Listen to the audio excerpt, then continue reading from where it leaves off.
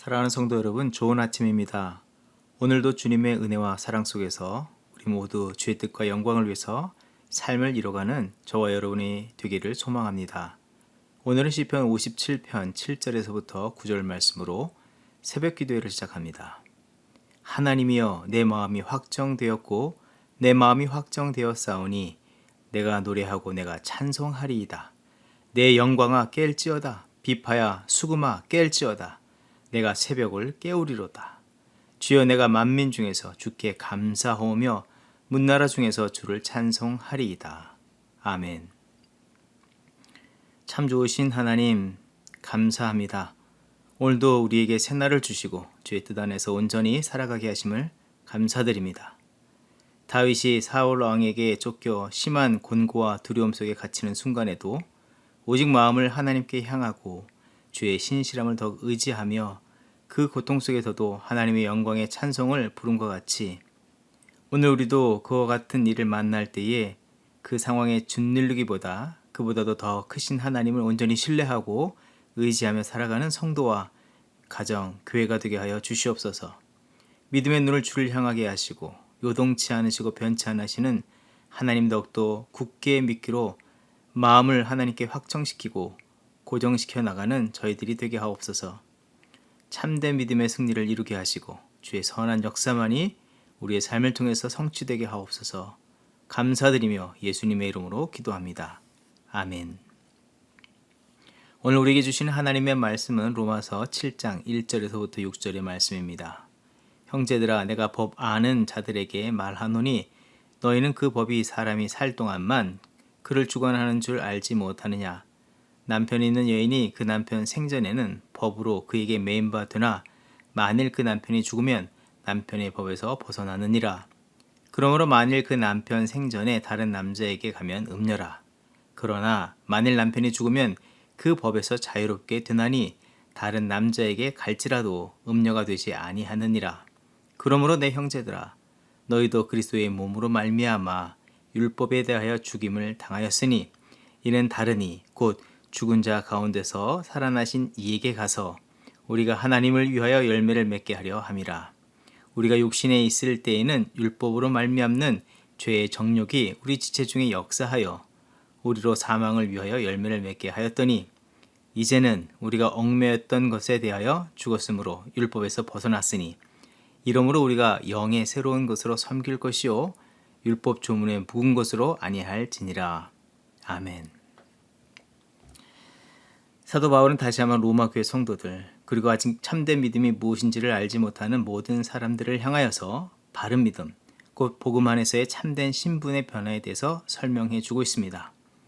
바울은 여전히 로마 교회의 유대 율법적 접근으로 복음을 이해하고 적용하고자 하는 그릇된 믿음을 가진 사람들을 향하여서 율법적 사고와 교회 내에서의 율법 우월성을 앞세우려는 것은 하나님의 뜻을 두고 보았을 때에 올바르지 않고 옛 율법을 붙잡고 고집을 부리는 한 하나님이 이루신 구원과 새로운 역사, 참된 자유의 삶으로 나아가지 못하게 한다고 경고하고 있는 것입니다. 앞서서 예수 그리스도의 구원을 얻고 하나님의 다스림 안에 살며 그에 속한 자로 사는 자가 세상의 사람처럼 방종하며 세상에 여전히 적을 두며 사는 것이 그릇된 믿음의 태도인 것처럼 오늘 이 새 언약의 계승자가 된 성도와 교회가 옛 언약을 들먹이며 주께서 주신 참된 자유와 성령의 능력을 따라 사는 것을 방해하는 것도 그릇된 믿음과 태도인 것을 말해주고 있습니다. 사도 바울이 말하는 율법의 제 기능은 로마서 7장 7절 이하의 말씀처럼 그런즉 우리가 무슨 말을 하리요? 율법이 죄냐? 그럴 수 없느니라. 율법으로 말미암지 않고는 내가 죄를 알지 못하였으니 곧 율법이 탐내지 말라 하지 아니하였더라면 내가 탐심을 알지 못하였으리라. 그러나 죄가 기회를 타서 계명으로 말미암아 내 속에서 온갖 탐심을 이루었나니 이는 율법이 없으면 죄가 죽은 것임이라. 율법은 죄를 깨닫게 하고 아담의 범죄 아래 모든 인간이 죄와 사망의 한계에 놓였음을 여실히 알게 해주는 기능을 하고 있다는 것을 말해주고 있습니다. 하나님의 거룩하심과 그의 기준에 도달할 수 없는 상태인 것을 체험하게 하며 마치 어린 자녀들이 어떤 일에 부딪힐 때에 자기 힘을 다하다가 결국 안 될 때에 그 한계로 인해서 그 부모를 찾고 전적인 도움과 그 부모의 사랑을 의지하지 않습니까?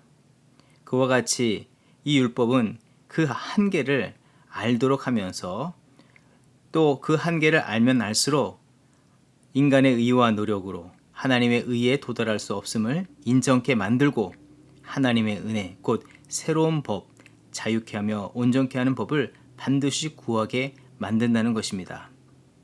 갈라디아서 3장 24절에서부터 27절의 말씀. 믿음이 오기 전에 우리는 율법 아래에 매인 바 되고 계시될 믿음의 때까지 갇혔느니라. 이같이 율법이 우리를 그리스도께로 인도하는 초등교사가 되어 우리로 하여금 믿음으로 말미암아 의롭다 함을 얻게 하려 함이라. 믿음이 온 후로는 우리가 초등교사 아래에 있지 아니하도다. 너희가 다 믿음으로 말미암아 그리스도 예수 안에서 하나님의 아들이 되었으니 누구든지 그리스도와 합하기 위하여 세례를 받는 자는 그리스도로 옷 입었느니라.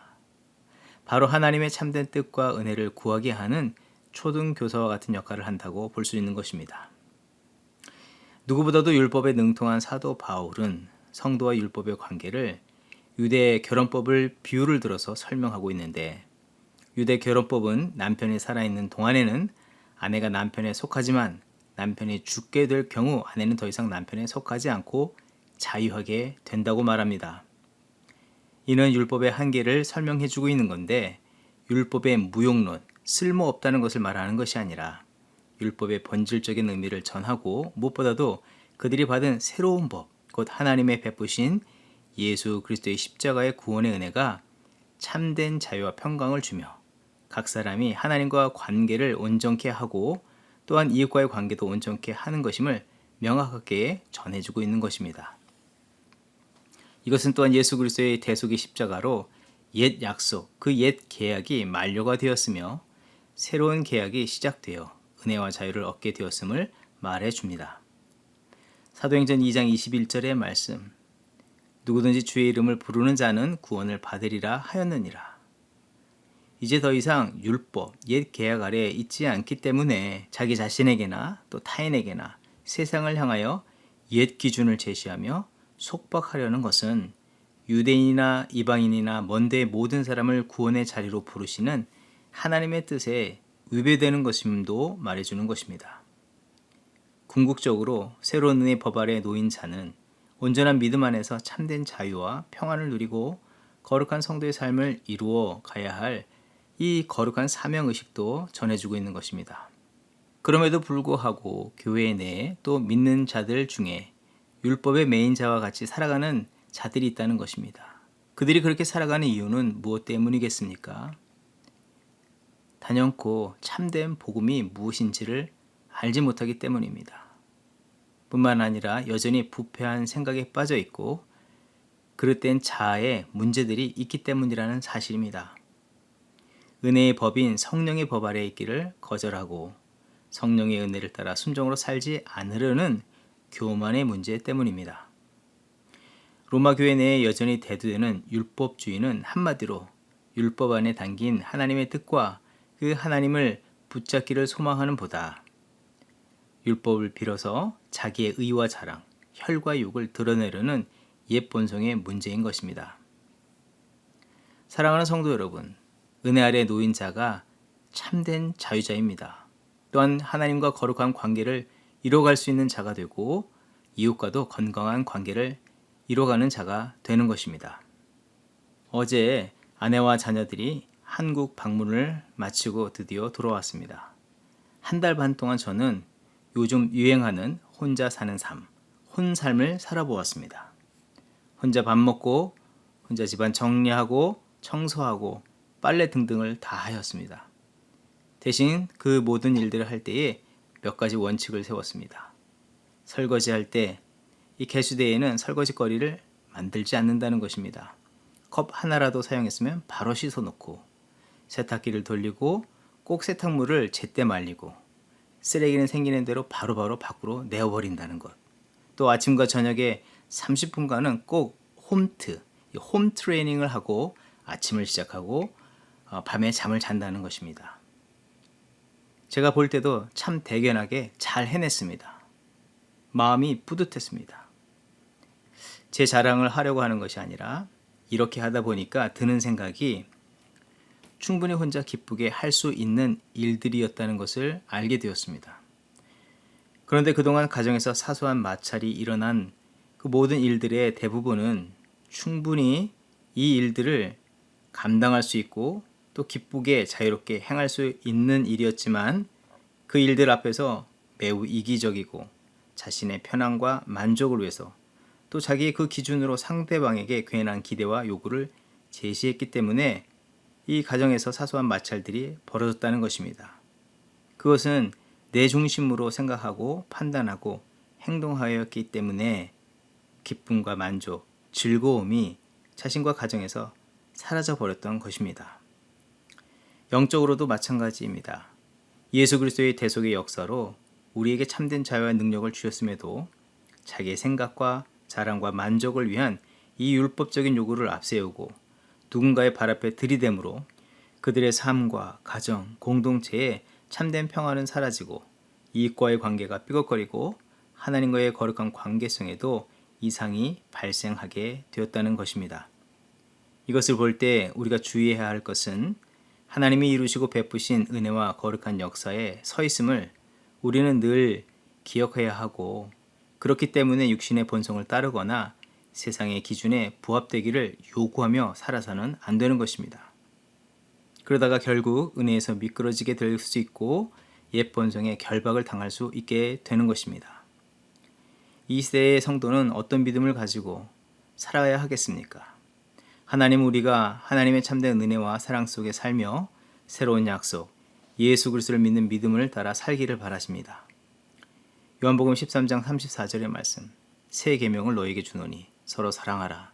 내가 너희를 사랑한 것 같이 너희도 서로 사랑하라 하심처럼 주의 사랑과 자유와 평강을 누리고 전하는 자가 되기를 하나님께서는 바라십니다. 이제 다시 한번 믿음 가운데 분명하게 결단해야 할 것은 우리의 일상에서 율법처럼 옛 기준, 괜한 자기의 의와 자랑, 생각과 판단을 따라서 살아서는 안 되고 하나님의 섭리와 은혜보다 그것들을 앞세우며 살아서는 안 되는 것입니다. 오직 하나님의 합당한 은혜를 따라서 살기를 힘쓰는 저와 여러분이 되어야 될 줄 믿습니다.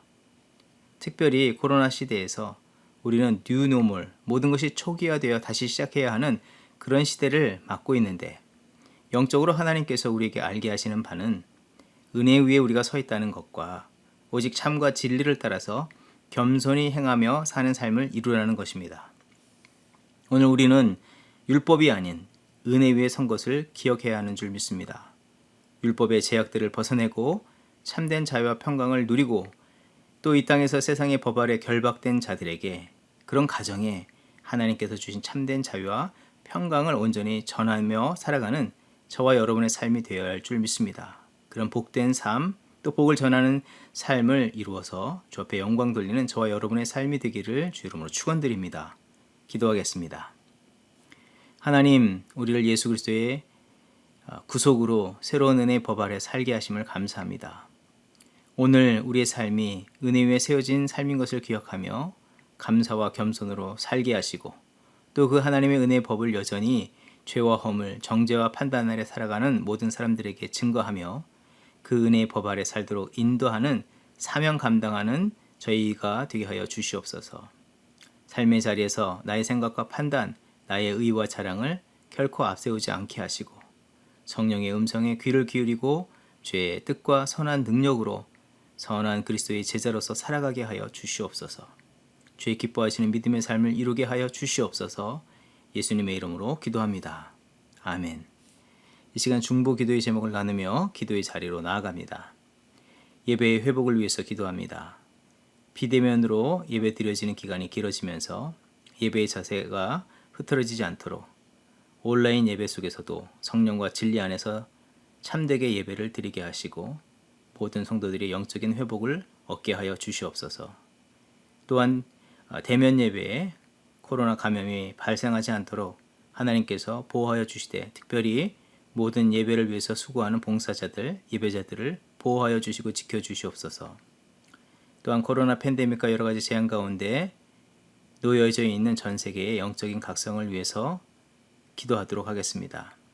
팬데믹 상황 중에 더욱더 복음의 능력이 전파되게 하시고 온라인을 통해서 진행되는 말씀과 찬양, 전도와 양육, 선교사에게 성령께서 복을 허락하여 주시고 이 매체들을 통해서 많은 영혼들이 주님을 만나고 새 힘을 얻고 주께로 돌아오는 믿음의 역사들이 일어나게 하옵소서. 합심으로 기도하겠습니다.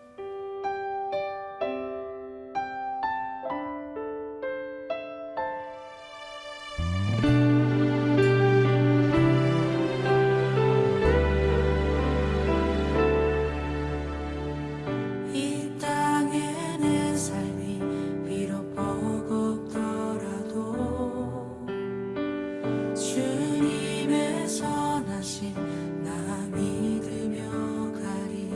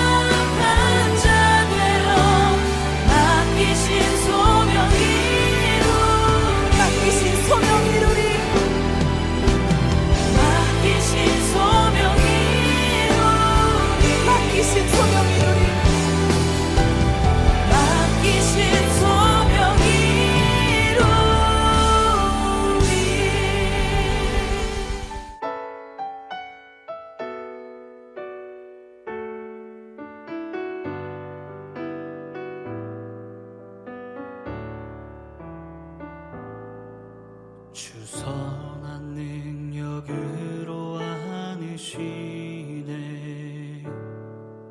그 크신 발로 날 붙드시네. 절망 속에도 흔들리지 않고 살아가는 주 얼굴 구하리. 주 선한 능력으로 안으시네. 그 크신 팔로 날 붙드시네. 절망 속에도 흔들리지 않고 사랑하는 주 얼굴 구하리. 선한 능력으로 일어서리. 주만 의지하리. 믿음으로 우리 고대한에 주 오실 그날 영광의 새날을 맞이하리. 이전의 괴로움 날에 워싸고 고난의 길을 걷는다 해도 주님께 모두 맡긴 우리 영혼 끝내 승리의 날을 맞으리. 선한 능력으로 일어서리. 주만 의지하리. 믿음으로 우리 고대한에 주 오실 그날 영광의 새날을 맞이하리. 주님이 마신 고난의 승자는 우리도 감사하며 받으리. 주님의 남은 고난 채워가며 예수와 복음 위에 살리라. 선한 능력으로 일어서리. 주만 의지하리. 믿음으로 우리 고대한에 주 오실 그날